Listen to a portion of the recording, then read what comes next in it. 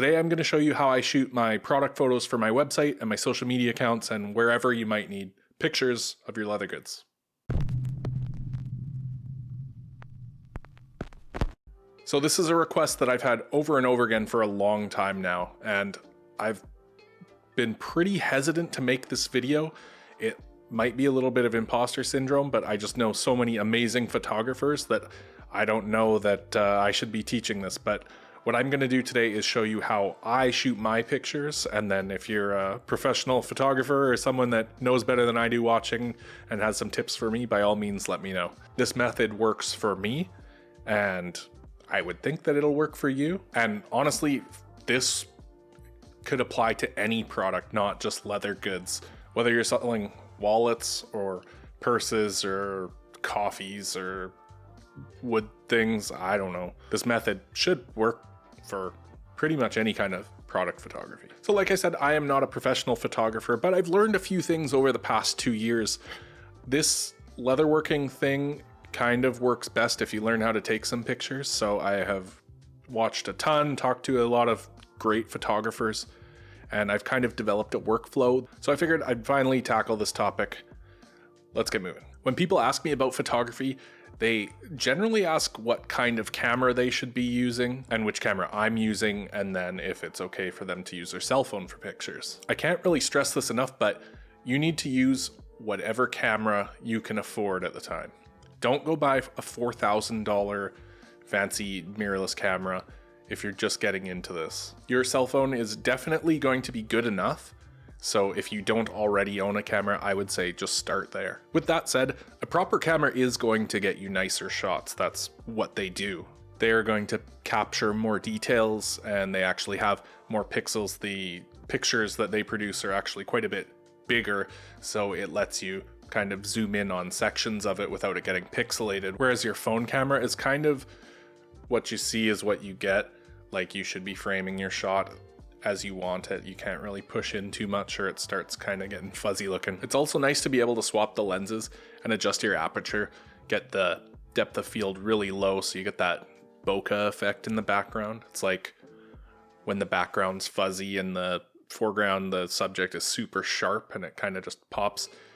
It looks really good for product photography. And there are modes on your phone to kind of imitate this effect, and there's also ways to do this in post, but I find that it looks the best if you just do it right in camera, if you're able to. With all that said, today I'm going to be shooting pictures on my old Olympus camera because my main camera is the one that I'm filming with right now. So I'm going to keep filming with this thing, shoot with my old camera, and we'll see what we can get. Just remember that you can shoot pictures with whatever you want. These steps are going to be pretty much the same no matter what you're shooting with, whether it's one of these, or your phone. The first thing I do is plan out my picture. You're going to want to find your subject, which is going to be whatever product that you're highlighting with these pictures. And today we're going to use this coin holder wallet I made a while back.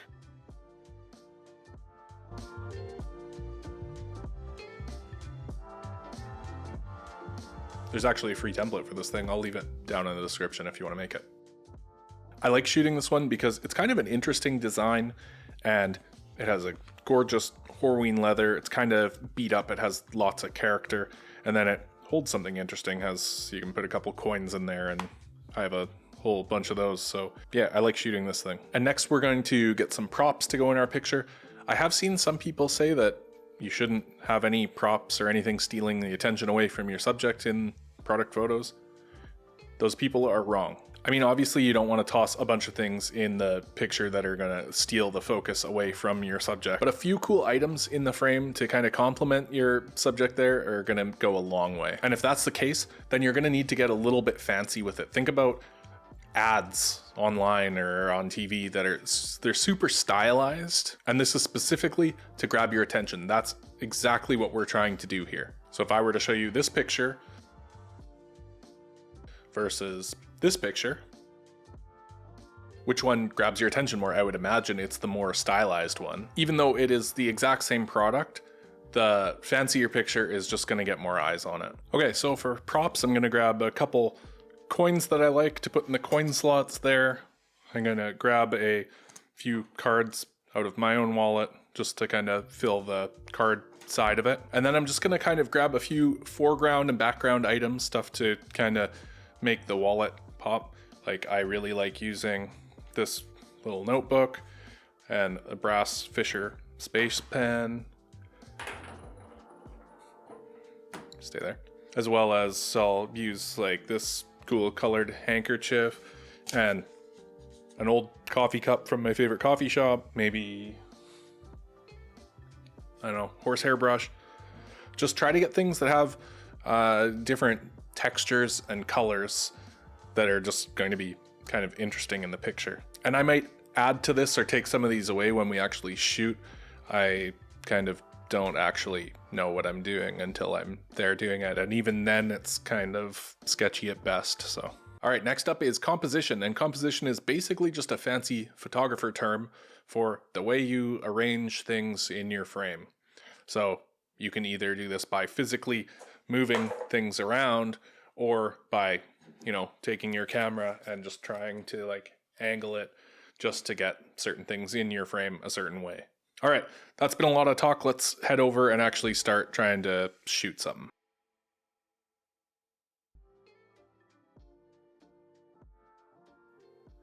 First, you need to find a well-lit spot.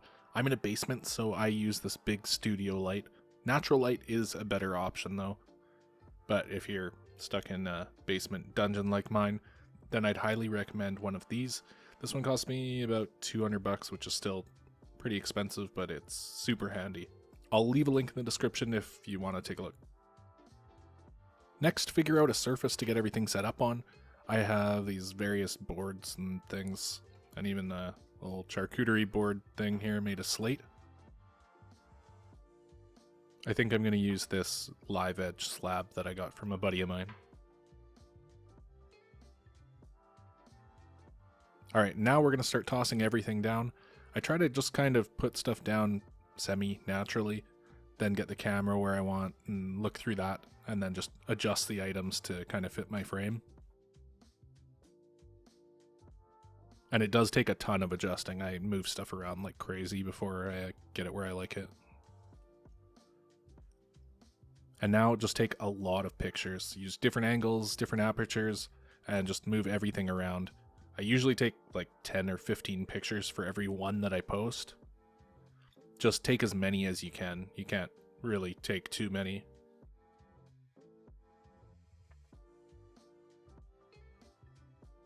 All right, so I think I got all the pictures I need. We are gonna head upstairs to where my computer is, and we'll start taking a look at the pictures, and I'll walk you through photo editing. Okay, so I feel like photo editing is the most important part, or maybe not the most important part, but I feel like it's often overlooked and underappreciated. Putting it simply, if you are posting pictures that are unedited, you are never going to be able to compete with someone who's editing their pictures. At least not on Instagram, probably not your website, probably not Etsy, wherever you're trying to sell them. A nicer looking picture is, I would say 9 times out of 10 going to get the sale. And I'm not saying to go crazy and completely overhaul your photo, but what I am saying is that just a few tweaks just to make it look nicer go a long way. Today, we'll be using Adobe Lightroom. This is a paid service, but honestly, if you get the photographer package subscription thing, you get this and Photoshop for like $20 a month, which is pretty damn good. There's also a phone app called SNAPSEED. It is made by Google. It does a lot of the same things that Lightroom does. I don't think it does it as well, but it's been a long time since I used it. I will link both Snapseed and Lightroom down in the description. Okay, so first we're gonna go through our pictures and just add the good ones. I usually pick 2 or 3. Sometimes there aren't that many good ones, and sometimes none of them are good, and then I have to start over. We're gonna just open it up, add photos, we'll get out of there, go to my videos here.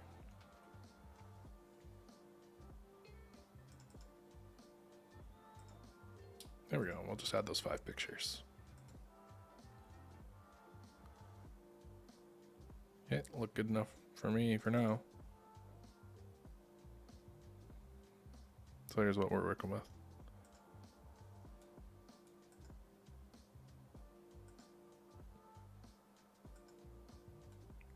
Yeah, I like those. So what I always start with is I always just add a preset. This is one of the presets that kind of comes with it, Cinematic 2. I like this CN11, and this is pretty much where I usually start. This one fits my style, and because I'm mostly shooting down in my basement there, most of the pictures are fairly similar, so that's my starting point always, but there's lots of good stuff here. You would just have to kind of play around with it. Next is exposure, and this will kind of adjust, you know, how bright everything is in the picture. I don't like everything too bright, but I like the dark and moody pictures. If you like your stuff a bit brighter, then by all means jack it way up. Or if you like things a little moodier, bring it down. And normally I start with it dropped quite a bit, and then after I add my contrast and take out a bunch of stuff, I end up bumping it back up. So I generally like a little bit of contrast in mine, so I usually bump that up. And then I bring the highlights down. The highlights are just those bright bits in the background you can see. I usually bring them down just a little bit. And shadows here just kind of controls the darkness of the shadows. See? And I'll bring those up a little bit. Whites I'll bring down a touch, and that's again just the bright white bits there. And blacks, I'll probably bring them up a little bit. If you crush them too much, it looks like that. Yeah, that looks good to me. Something I usually do here is I just kind of bring this up a little bit. This, I think it's called a histogram. It could definitely be wrong. It just represents the color, so usually you want this S curve. This is your darker colors, this is your lighter colors, and these points will adjust it. Like you can see where they are on the graph.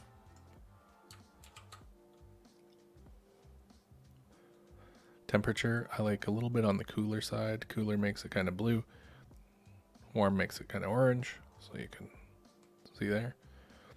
I like it just a little bit cooler. That's good enough.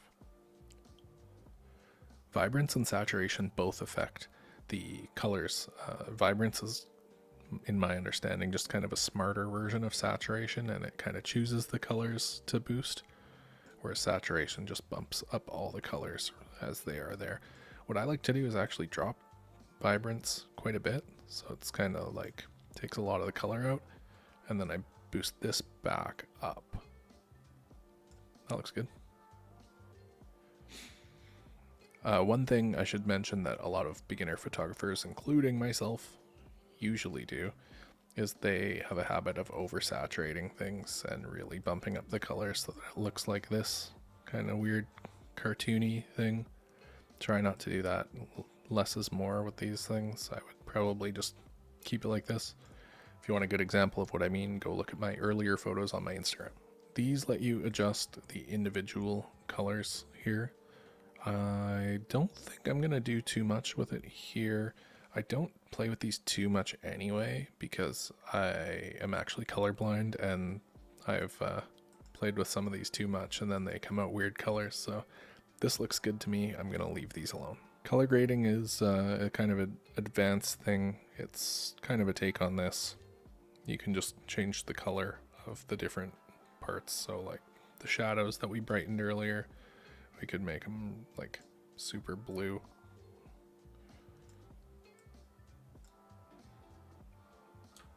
Or the same with any of the highlights, midtones, any of that. I usually don't muck with this too much, if at all. Texture, something that I like. It really brings out like the grain in leather. I'll show you what I mean. So it just kind of pops everything out. That's a little bit too much, but I usually bump the texture up as well as the clarity, and it just kind of, I just like the way it makes the grain in the leather, all the little imperfections and stuff stand out. So I like to boost those up a little bit. Dehaze, I don't know exactly what it does, but it kind of adds a cool contrast as well. So you can see it darkens some areas and leave some alone. So I like to just play with that a little bit. Vignette is one that adds this ring around your picture, and you can either do it light or dark. I like to drop this and make it dark, and it just See, it kind of brings darkness in around the edges there. And I find that just helps focus right on your subject there. And then grain is just grain in the picture. I like to bump it up a little bit, just kind of adds a little grittiness to it.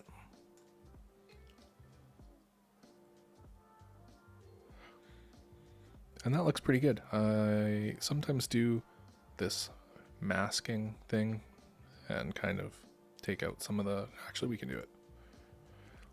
So we'll do a linear gradient.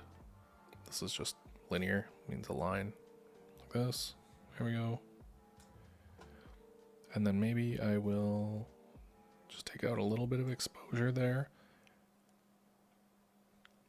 as well as maybe just take out some of the saturation. And that just kind of makes it so you start gaining color as you get closer to your subject, and it kind of just keeps the focus on your subject. So there we go. I think that looks pretty good. Here, I can show you the difference. So there's where we have it, and there's the original. And you can kind of see just how much of a difference that makes. Like if you're posting this, it just stands out. It looks a little bit cooler than the original does, which is a little bit flat.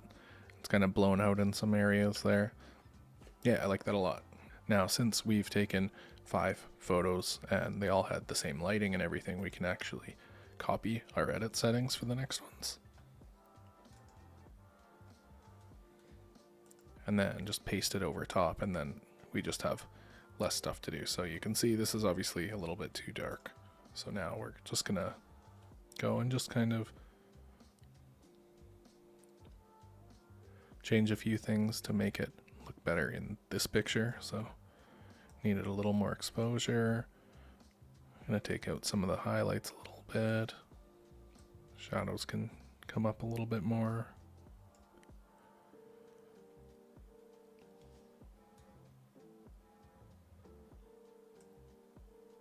Maybe it's a little bit too saturated.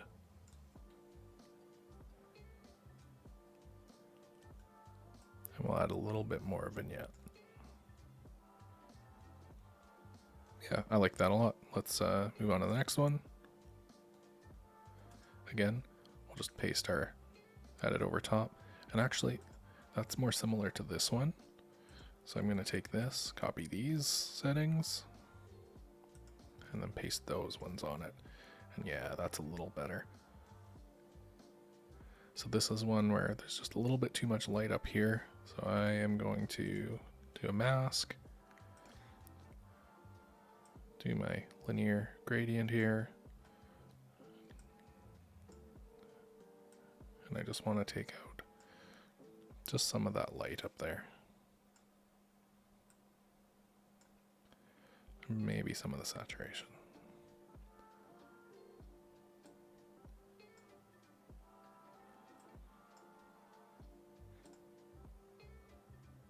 And then maybe actually I'll do another one.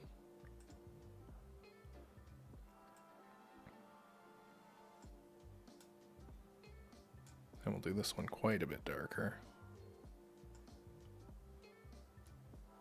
Actually, what if I turn it there?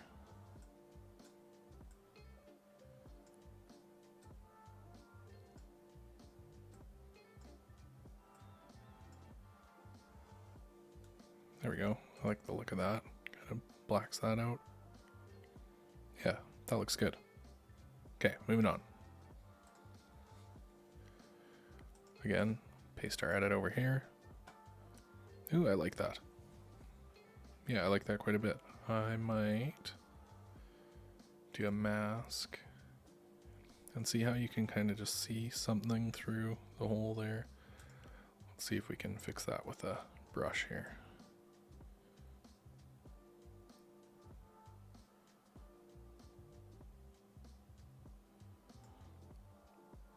And I could do this in Photoshop as well, but we're just gonna try to do it here.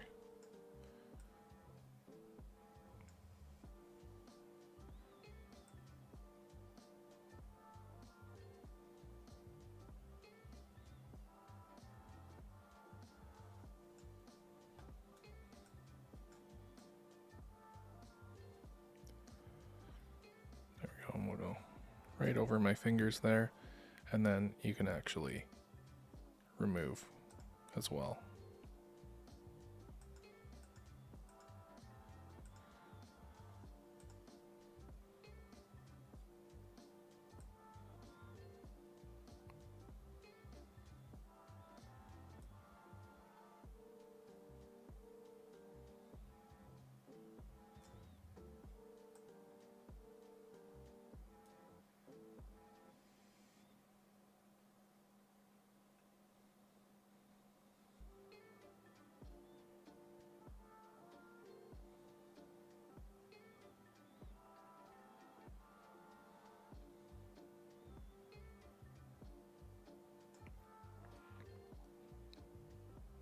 There we go. I think that one looks good. That might be our best picture, actually.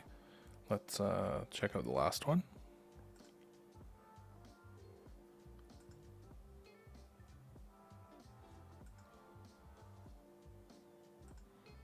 I'm not sure if I'll even use the last one, but let's copy these settings onto here. Oh, I do like the look of that. It kind of really highlights those scratches and stuff. Yeah, I like those. Those look good.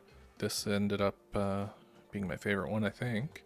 Okay, so if we're sending this out to Instagram, there's just a couple things we need to do. You need to crop it for sure.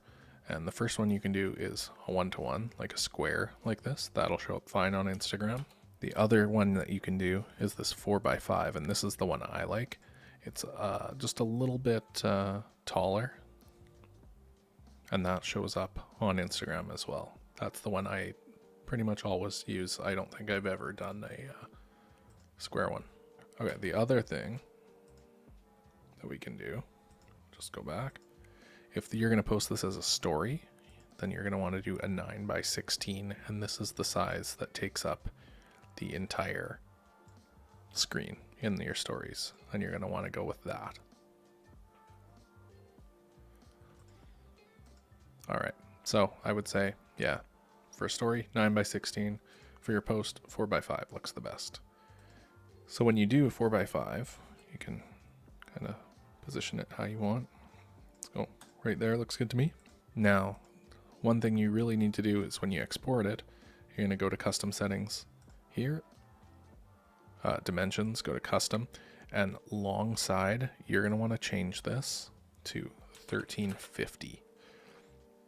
Now, the reason we're changing this is because if you upload an image to Instagram that is over 1 megabyte in size, they will actually crush your picture and the image looks like grainy, pixelated. It kind of sucks. If you drop this down to 1350, this will use Lightroom to shrink your picture, and they do a better job of it than Instagram does. I'll show you the difference. That one's the original. That one's the edit. I mean, you can see the difference there. This one's still not perfect. I probably need to fix that up here, but you get the idea. Now, the difference in these two pictures is you can see they're the same size here. This one is at 65% zoom. This one's at 19% zoom. So this has a lot more information. You can bring this in a lot. Whereas this one, you lose it fast. Even if we bring it to 100% size, you can see how much bigger this picture is. Also, you can see the difference in size. The original for this one is 2.9 megabytes. This one is 500 kilobytes. This one will be completely left alone by Instagram, and this one will be crushed and look terrible, and you'll lose all your subscribers.